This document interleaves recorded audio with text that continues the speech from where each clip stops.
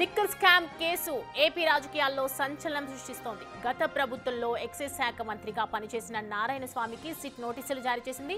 నేడు విచారణ కూడా రావాలంటూ నోటీసులు ఇచ్చింది సిట్.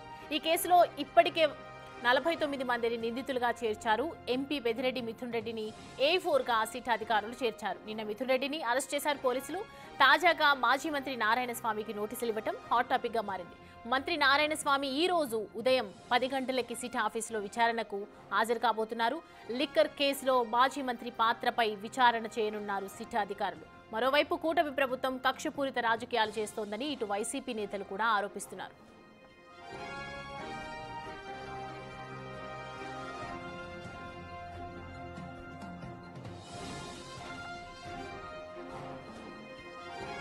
రైట్, ఈ అంశానికి సంబంధించి పూర్తి డీటెయిల్స్ అందించడానికి మా ప్రతినిధి శివ జాయిన్ అవుతున్నారు లైవ్ లో. శివ, రైట్ నౌ చూస్తున్నాము ఇంకా సిట్ దూకుడు పెంచుతూనే ఉంది. మరొకరికి కూడా నారాయణ స్వామికి కూడా సిట్ నోటీసులు జారీ చేయడం జరిగింది. ఈ రోజు విచారణలో ఎలాంటి అంశాలు బయటకు వచ్చే అవకాశాలు ఉన్నాయి? ఇక ఈ కేసు ఇంకా సీరియస్ టర్న్ తీసుకుంటుంది అనుకోవచ్చా?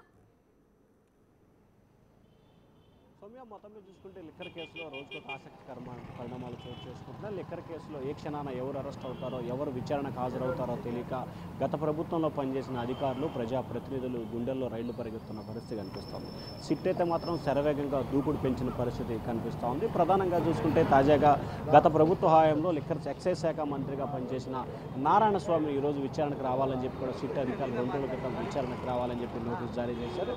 అయితే ఆయన ఈరోజు ఉదయం 10 గంటలకు విచారణకు రావాలని చెప్పి కూడా ఆదేశాలు జారీ చేసిన పరిస్థితి కనిపించింది. కానీ ఆయన తన అనారోగ్య సమస్యల దృష్ట్యా తాను ఈరోజు విచారణకు హాజరు కాలేదని, మరొక రోజు తాము ఏదైతే సిట్ అధికారులు చెప్తే కనుక మరొక రోజు విచారణకు హాజరవుతానని చెప్పి కొద్దిసేపు క్రితం ఆయన అధికారులకి సమాచారం ఇచ్చినట్టు తెలుస్తోంది. ఇక లిక్కర్ కేసు వ్యవహారానికి సంబంధించి కూడా తెలుగు రాష్ట్రాల్లో సంచలనంగా మారిపోయిన పరిస్థితి కనిపిస్తోంది. దాదాపుగా 3,500 కోట్ల రూపాయల కుంభకోణం జరిగిన ఈ లిక్కర్ కేసులో దాదాపుగా 49 మంది నిందితుల జాబితా చేరుస్తూ ఇప్పటికే ఛార్జ్షీట్ దాఖలు చేసింది ప్రిమినరీ ఛార్జ్షీట్. దీంట్లో 305 పేజీల ఛార్జ్షీట్లో 268 మంది సాక్షులను విచారించినట్లు కూడా సిట్ తన నివేదికలో పేర్కొన్న పరిస్థితి కనిపిస్తోంది. మరొకవైపు ఈ కేసుకు సంబంధించి కూడా ఇంకా నిందితుల జాబితా పెరిగే అవకాశం కనిపిస్తోంది. తాజాగా మిథున్ రెడ్డి అరెస్టుతో ఈ అరెస్టు సంఖ్య 12కి చేరుకున్న పరిస్థితి కనిపిస్తోంది. ఇక లిక్కర్ కేసుకు సంబంధించి మాజీ సీఎం జగన్మోహన్ రెడ్డి పేరు మాత్రం ప్రధానంగా ఇటు ఛార్జ్షీట్లోనూ అలాగే ఇటు మిథున్ రెడ్డి రిమాండ్ రిపోర్ట్లో కూడా పేర్కొన్న పరిస్థితి కనిపిస్తోంది. సో ఈ నేపథ్యంలోనే ఈ లిక్కర్ కేసులో నిందితుల జాబితాలో మాజీ సీఎం జగన్ పేరు చేరుతుందా అనే ఉత్కంఠ అయితే ప్రస్తుతం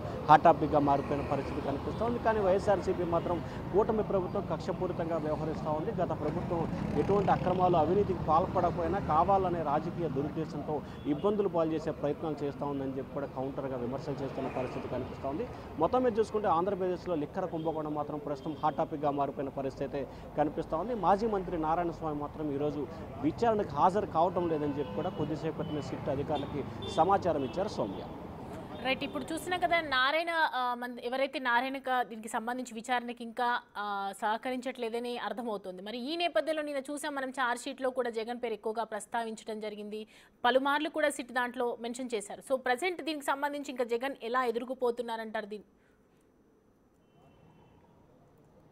ఇప్పటికే న్యాయ పోరాటం చేయాలని చెప్పి కూడా తాము నిర్ణయించుకున్నట్లు వైఎస్ఆర్సీపీ నేతలు చెప్తున్న పరిస్థితి కనిపిస్తోంది. తాజాగా ఈ అంశానికి సంబంధించి ఛార్జ్షీట్లో జగన్ కనుసన్నల్లో జగన్కి తెలిసే నెలకి 50 నుంచి 60 కోట్ల రూపాయలు తాడేపల్లి ప్యాలెస్కి ధనుంజయ రెడ్డి, కృష్ణమోహన్ రెడ్డి, బాలాజీ గోవిందప్పల వీళ్ళ ముగ్గురి ద్వారా కూడా జగన్కి నిధులు చేరాయనేది ఆ ఛార్జ్షీట్లో పేర్కొన్న అంశం కనిపిస్తుంది.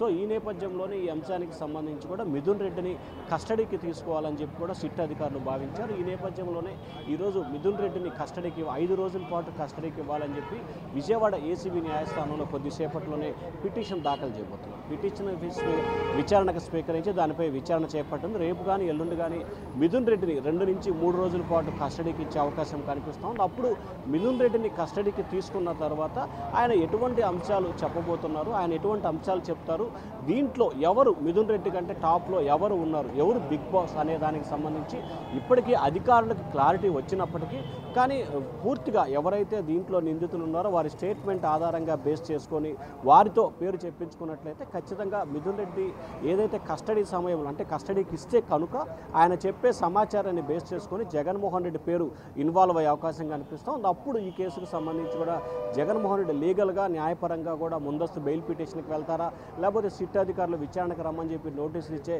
విచారణకు హాజరవుతారా అనే దానికి సంబంధించి కూడా వచ్చే వారంలో కొంత క్లారిటీ వచ్చే అవకాశం అయితే కనిపిస్తూ ఉంది. Soumya. Right Shiva, thanks for the updates.